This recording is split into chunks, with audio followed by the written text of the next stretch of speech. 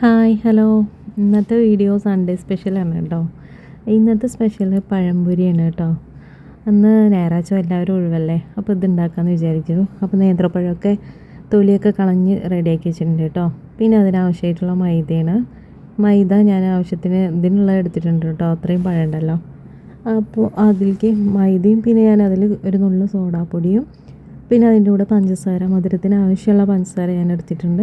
മധുരം കൂട്ടുന്നവർക്ക് കൂട്ടുകയും കുറയ്ക്കുകയൊക്കെ ചെയ്യാം. പിന്നെ ഞാൻ അതിലൊരു നുള്ളു ഉപ്പും കുറച്ച് മഞ്ഞൾപ്പൊടിയും, ഫുഡ് കളറൊന്നും അല്ല കേട്ടോ, മഞ്ഞൾപ്പൊടി ഇട്ടിരിക്കണം.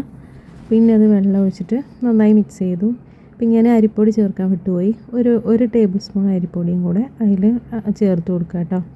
എന്നിട്ട് നന്നായി മിക്സ് ചെയ്തിട്ട് ഈ ഒരു പരുവത്തിലാക്കുക. മിക്സിയിൽ അടിക്കേണ്ടവർക്ക് അടിച്ചെടുക്കുക കേട്ടോ. എന്നിട്ട് അത് ഇങ്ങനെ കെട്ടാതെ ഇങ്ങനെ ഇളക്കി മിക്സ് ചെയ്ത് വയ്ക്കുക. പിന്നെ ഇതാ ഞാനൊരു നേന്ത്രപ്പഴം 4 സ്ലൈസ് ചെയ്ത് വെച്ചിട്ടുണ്ട് കേട്ടോ.